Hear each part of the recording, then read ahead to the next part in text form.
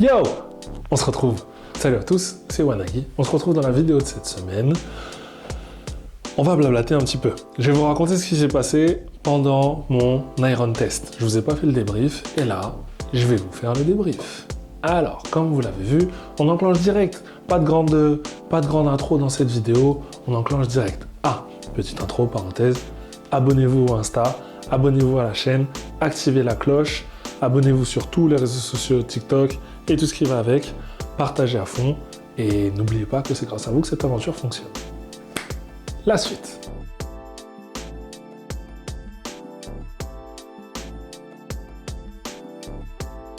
Première partie, le débrief de l'Iron Test. Qu'est-ce qui s'est passé? Comme vous l'avez vu, je suis pas allé jusqu'au bout. On va enclencher direct dans la partie difficile. Pourquoi je suis pas allé jusqu'au bout? Plusieurs raisons combinées. Premièrement, la première raison, c'est que le jour de l'Iron Test, le soir même, je devais aller voir la famille. Et j'avais rendez-vous à 20h. Comme vous l'avez vu pendant la vidéo, il s'est passé plein de petites choses qui ont fait que j'ai pris du retard pendant toute l'après-midi. Au début, le bus qui n'arrivait que 15 minutes après, donc je suis parti à pied. Donc finalement, au lieu de commencer à une certaine heure, j'ai commencé une demi-heure plus tard. Ensuite, le tram, le temps d'aller jusqu'au vélo. Tout ça cumulé fait que, forcément, on prend du retard sur l'horaire. Et l'horaire que j'avais prévu de finir, j'étais encore en plein à l'intérieur de l'Iron Test. Donc j'avais rendez-vous à 20h et je voulais finir à 20h pour arriver avec, on va dire, une petite demi-heure de retard. Parce que comme vous l'avez vu dans mon parcours, en fait, j'ai fait tout un tour au niveau de Vélizy pour atterrir devant le Basic Fit de Vélizy. Au moment où je finis devant le Basic Fit de Vélizy, je me change, je prends mes affaires et je pars. Une demi-heure plus tard, j'étais dans la MIF. Ce qui s'est passé, c'est que tout le retard cumulé a fait que, au moment où je suis arrivé devant le Basic Fit de Vélizy, j'étais à 13 km parcourus. Il m'en restait 7. Et là arrive le point technique qui est inhérent au Iron lui-même, c'est que pour faire ces 7 km, j'avais un état de fatigue super grand, donc j'étais vraiment en bas niveau réserve d'énergie, et pour faire ces 7 km, il m'aurait fallu 1 heure. À peu près à la vitesse où je courais, je pense qu'il m'aurait fallu une petite heure, sans me presser, parce que forcément je me serais arrêté encore un petit peu après, il se serait passé plusieurs choses. À tout casser, il m'aurait fallu 45-47 minutes. En allant pousser un petit peu plus loin, il m'aurait fallu 1 heure. Donc quand j'ai pris ça en compte, quand je suis arrivé à la fin de mes 13 km et que j'ai pris ça en compte, j'étais en train de faire mon troisième arrêt consécutif. C'était la 3e fois que je m'arrêtais. Et je me suis dit que c'est peut-être mieux de ne pas aller chercher trop loin, parce que je sais que je l'aurais fini dans tous les cas. Bon, après, encore une fois, les signes ne servent à rien. Ce qu'on veut, c'est les actions. Donc je sais que je l'aurais fini, mais ça m'aurait pris beaucoup plus de temps que prévu. Et déjà que j'arrivais en retard, je voulais pas arriver à 21h30 ou à 22h. Donc c'est ça une des raisons principales. Est-ce un problème? Oui et non. Alors, c'est un problème dans le sens où... comment dire? C'est pas la famille le problème. Alors, c'est un problème dans le sens où quand vous organisez, quand vous êtes triathlète non professionnel, forcément il y a des séances qui vont être très très longues, comme celle-ci par exemple, qui m'a pris quasiment toute l'après-midi, qui vont être extrêmement longues et on peut pas toujours bloquer toutes des après-midi entières alors que c'est pas notre métier. Forcément, on a des à côté. Là par exemple, pour faire toute cette après-midi, j'ai dû enlever un coaching que j'avais prévu normalement à l'intérieur de mon après-midi.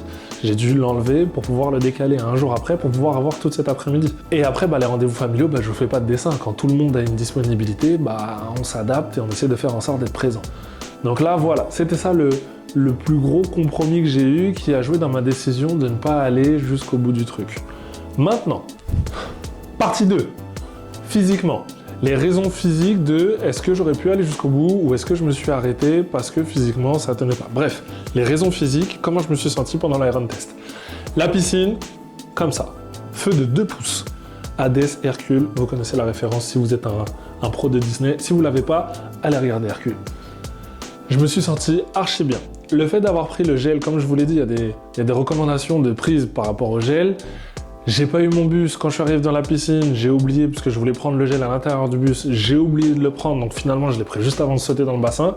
Comme je vous l'ai dit, les 15-20 premières minutes, aucune sensation, donc mon premier bloc de 500, je l'ai fait en une fois, mais dans mon esprit, quand je le compte par bloc de 500. Donc mes premiers 500, ça n'a pas été fluide, et après, j'avais l'impression de dérouler tranquille, d'avoir de l'énergie, d'avoir de la force, d'être bien, Donc c'est vraiment, je pense, à ce moment-là que le gel a fait effet.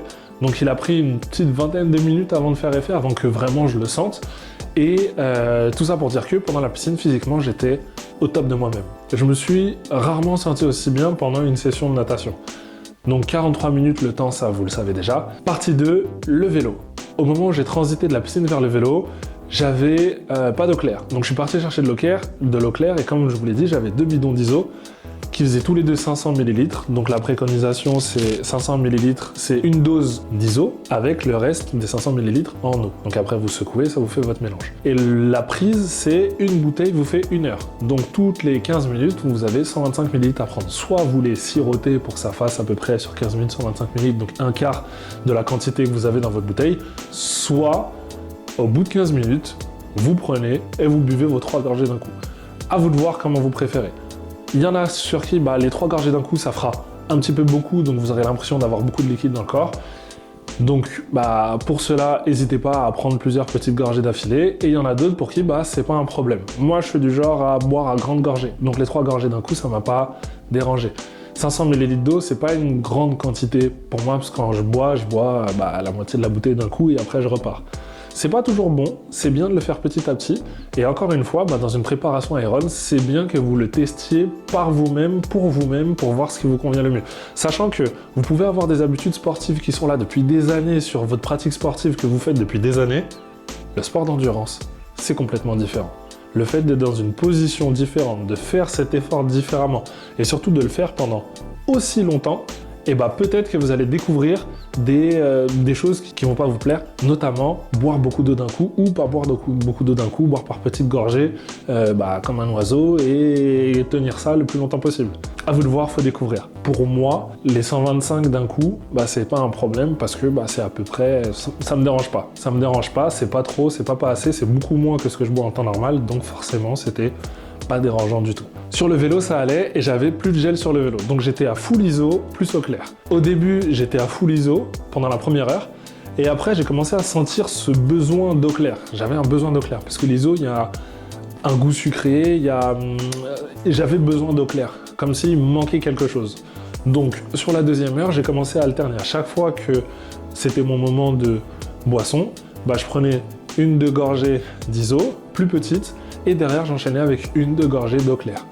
Et ça, pour le coup, c'est un truc que j'ai découvert là, pendant l'Iron Test. C'est pas quelque chose que j'ai découvert, parce que, comme je vous l'ai dit, prendre de la boisson isotonique, c'est pas quelque chose que je faisais souvent. Et surtout, là, c'était la première fois que je le faisais avec autant de structure autour de « Ok, à tel moment je fais, à tel moment je fais pas, à tel moment je prends, à tel moment je prends pas ». Donc ce qui s'est passé, c'est que j'ai commencé à ressentir ce besoin d'eau claire. Et c'est là où je me suis dit « Ok, la chose qui me convient le mieux, je pense pour le jour J, ce sera directement de ne pas attendre 1 heure en tournant en full ISO, mais c'est de directement démarrer avec 1 ou 2 gorgées isotoniques, 1 ou 2 gorgées eau claire. Et à ce moment-là, je pense que sur les 3 heures, ça sera mieux réparti et j'aurai moins cette sensation de sucre toujours présente à l'intérieur de ce que je vais mettre dans mon corps pour pouvoir tenir tout le choc. Pour la course à pied, c'est là où c'est devenu... Je suis un ninja. C'est là où c'est devenu compliqué. Forcément, j'avais pas d'eau avec moi parce que j'ai rien pour la transporter. Le bidon d'isotonique mes 2 bidons d'isotonique étaient vides. J'aurais pu les vider et mettre de l'eau claire dedans. J'y ai pas pensé, mais c'est surtout que commencer la course avec 1,5 kg dans la main, c'est pas super agréable. Déjà que quand je le fais et que je tiens mon téléphone, au bout d'un moment, vous sentez le poids du téléphone dans votre main. Là, avec quelque chose qui fait 3 fois le poids de mon téléphone, je me suis dit, est-ce que vraiment ça vaut la peine? Donc, ce que j'ai fait, j'ai bu de l'eau, je suis parti, et comme vous l'avez vu dans la vidéo, j'avais un point d'arrêt où je pensais que la fontaine fonctionnait. Finalement, elle n'a pas fonctionné. Est-ce que ça a joué? Parce que vous l'avez vu, au moment où je me suis arrêté, je m'arrête. Il y a un moment où j'essaie d'ouvrir la fontaine pour boire. Est-ce que ça a joué? Oui. Si à ce moment-là précis, j'avais pu boire de l'eau, je pense que j'aurais préféré finir la course et arriver en retard à mon rendez-vous d'après. Mais le fait de ne pas pouvoir boire, je me suis dit, ok, tout ça accumulé fait que je vais pas aller forcer sur la machine pour flatter mon ego, parce que je sais que je vais y arriver, je sais que j'y arrive, mais là, tout de suite, les conditions ne sont plus spécialement bien réunies pour que ce soit hyper pertinent.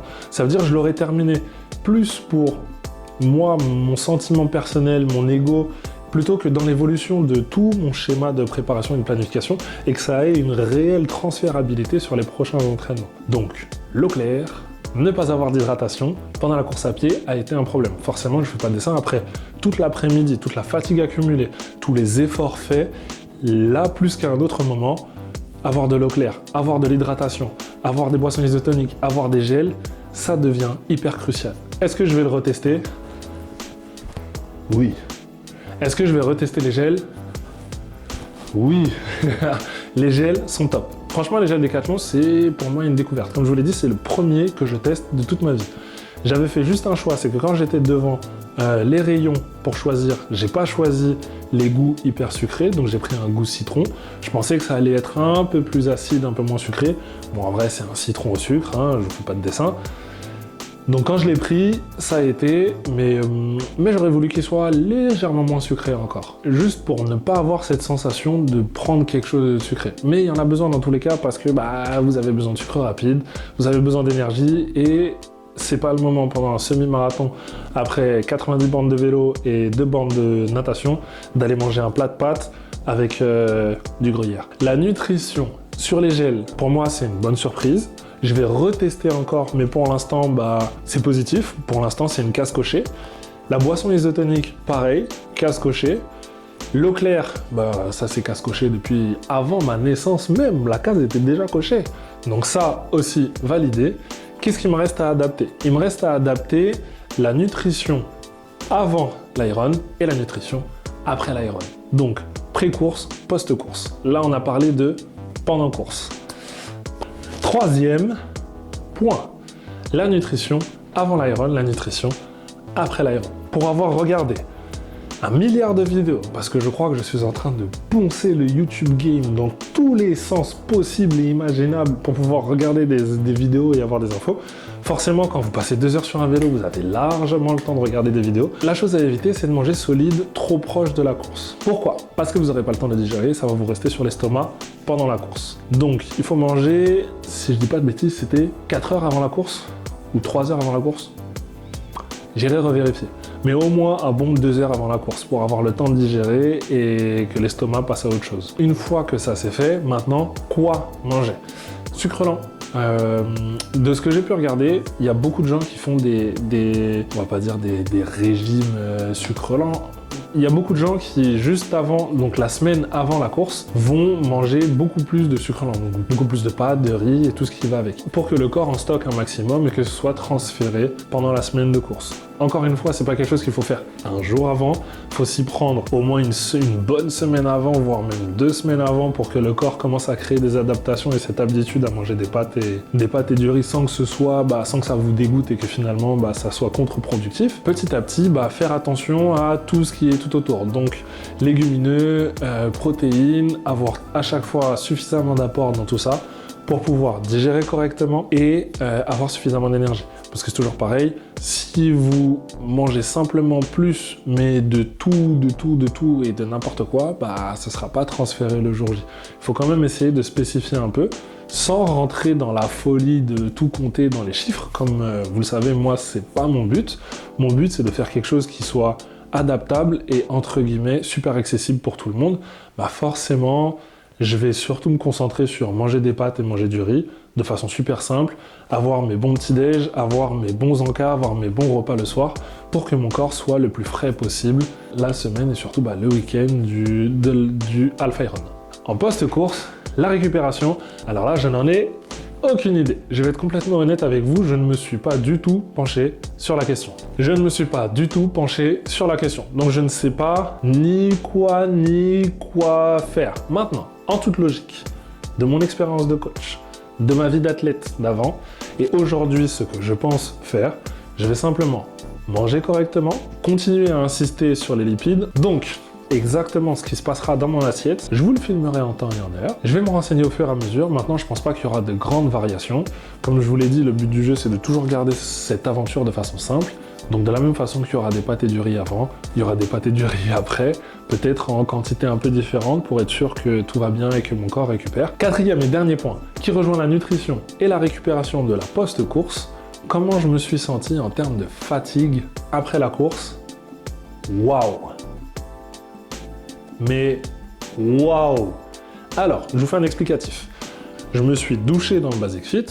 Au moment où j'allais prendre ma douche, j'ai marché et croyez-moi, pour traverser le Basic Fit, pour aller chercher mes affaires et aller jusqu'au vestiaire, je me suis concentré, mais d'une force. Je vais pas dire la fatigue, elle était insurmontable, mais j'ai jamais ressenti ce niveau de la fatigue. Et pourtant, j'ai enchaîné des week-ends avec 3-4 matchs parce que j'étais en cadet, je doublais en senior. Après, j'avais les matchs de la fac, il y avait machin, il y avait tout. Mais là, la fatigue, mais c'était... En fait, c'est tellement nouveau que j'ai tout découvert d'un coup et fou, il a fallu tout absorber. Donc, je me suis concentré pour ne pas m'arrêter à chaque fois que je faisais un pas pour aller chercher mes affaires. Et quand je suis rentré sous la douche, à un moment, j'ai enlevé mes affaires, mon gel douche était par terre, mais il m'a paru tellement loin. J'ai imaginé ma main en train d'aller le chercher et j'ai fait l'analyse dans mon esprit. Je me suis dit, est-ce que ça vaut la peine que j'aille le chercher ? Est-ce que je vais vraiment réussir à me doucher ? Est-ce que je vais pas rester 20 minutes, le temps de récupérer, et après seulement je verrai me doucher ? Tellement, à ce moment-là précis, juste me baisser, la force dans les jambes, il n'y en avait plus. En fait, j'avais plus de force dans les jambes. J'avais de la force pour tenir mon corps et le maintenir droit, mais me baisser, remonter, ça y est, c'était l'effort de trop, fallait pas me demander ça. Donc qu'est-ce qui s'est passé ? Il m'a fallu, non pas 10 minutes pour me doucher rapidement, pour ensuite ressortir, mais il m'a fallu quasiment 20 minutes. Tout ça pour dire que attendez-vous à avoir une fatigue comme vous n'en avez jamais ressenti. Vraiment, comme je vous l'ai dit, je suis athlète depuis longtemps, mais là, c'est complètement nouveau. Donc j'ai vraiment redécouvert quelque chose, et pour le coup, c'était super cool et super marrant. J'ai fini ma douche, j'ai attendu devant le Basic Fit, je me suis endormi. Sur place, je me suis endormi, assis, j'avais le téléphone dans la main, en train d'envoyer un message. Je me suis assis dans une chaise juste à l'entrée du Basic Fit, la tête, mes yeux, ils ont cligné, et en fait, ils ont cligné pendant 3 minutes, et j'étais en train de dormir. C'est le téléphone qui m'a réveillé. Les gens qui sortaient, qui rentraient du Basic Fit, ils ont dû se dire, mais c'est qui lui là qui vient, il dort la bouche ouverte, quel genre de séance il a fait pour dormir autant, quel poids il a poussé. Et si seulement il savait que j'ai rien poussé du tout et que j'ai juste fait un effort d'endurance, il se serait dit, mais non, c'est trop. En vrai, pour être complètement honnête, l'intensité, la durée de l'effort, le contre-coup, parce que forcément vous allez vous manger une claque glucidique, vous allez vous manger un contre-coup glucidique. Le fait que pendant l'effort vous soyez en train de manger du sucre rapide, au moment où votre corps va lâcher parce qu'il est trop fatigué, il va vraiment lâcher d'un coup. Et ça, c'est tout à fait normal. C'est parce que forcément vous êtes nourri d'une certaine façon pendant très longtemps et lui il avait besoin d'apports plus variés. Là, le fait que ce soit que sucre rapide, au moment où vous mangez la claque glucidique, vous allez le sentir, la redescendre, vous allez la sentir d'un coup. Forcément, la mienne, elle est arrivée plus tôt que prévu, parce qu'encore une fois, c'est quelque chose qui se maintient dans le temps. C'est pour ça que c'est pas juste un gel qu'on prend au tout début et après plus rien. On prend un gel avant la natation, ensuite, avant d'arriver devant le vélo, on prend un autre gel. Pendant le vélo, il y a encore plusieurs gels que tu prends, jusqu'au moment où tu arrives à la course à pied, pour que ce niveau d'intensité et de capacité à produire un effort soit le plus long possible. Là, forcément, moi, j'en ai pris un. Ensuite, j'avais de l'ISO. Ensuite, j'avais que de l'eau claire. Arrivé pendant la course à pied, mon corps, il m'a dit, écoute, mon coco, il n'y a plus assez. On a été coupé, plus de batterie. Bon, c'est pas grave. Donc, je vous disais, arrivé, donc là, il a fallu charger, il s'est écoulé 20 minutes. Mais encore une fois, grâce à la magie du montage, vous voyez pas tout ça. Vous kiffez votre vidéo, tranquille, dans votre canapé, vous êtes en kiffance. Et c'est ça le plus important. C'est ce bon moment qu'on passe tous ensemble. Donc, je vous disais, arrivé au moment de la course à pied, mon corps, il m'a dit, écoute, mon coco, là, il n'y a plus assez d'énergie, donc tu te débrouilles avec ça. C'est juste ça, je voulais finir mon propos, voilà, mon propos est terminé. C'est tout ce que j'avais à vous dire pour le débrief. 43 minutes la natation, 2h50 pour le vélo, projection de course à pied, 2h10. L'objectif le jour J, passer la ligne d'arrivée. Peu importe le temps, ce sera simplement de passer la ligne d'arrivée. Dans tous les cas, je serai content. Parce que c'est une aventure humaine avant toute chose. Et je vous avoue que plus on avance dans le temps, et plus je me sens bien à l'intérieur de cette aventure humaine, plus je me sens vraiment super bien. C'est fini pour le débrief. Pour cette semaine, je vais vous emmener avec moi pour mon entraînement de ce soir. On est vendredi soir. J'ai pas filmé tous les premiers jours parce que je me suis fait mal à la cheville. Donc c'est rien de grave, c'est simplement qu'elle s'est déplacée.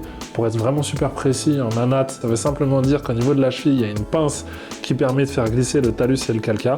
Et des fois, cette pince, elle s'ouvre, mon talus et le calca glissent, ils sont pas au bon endroit et après, ça fait que ma pince peut pas se refermer correctement.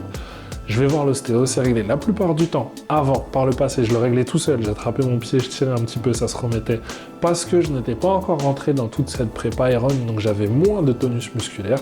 Je vous avoue que maintenant, avec la quantité de course à pied que je fais, de vélo, et tout l'impact, tout le gain musculaire que j'ai fait avec toute la prépa fille aussi qui est tout autour, et bah forcément, cette petite solution que j'arrivais à faire avant, ça fonctionne maintenant plus et donc je suis obligé de passer entre les mains d'un ostéo. Grâce à Dieu, j'ai un ami ostéo, je l'ai appelé, il m'a remis la cheville.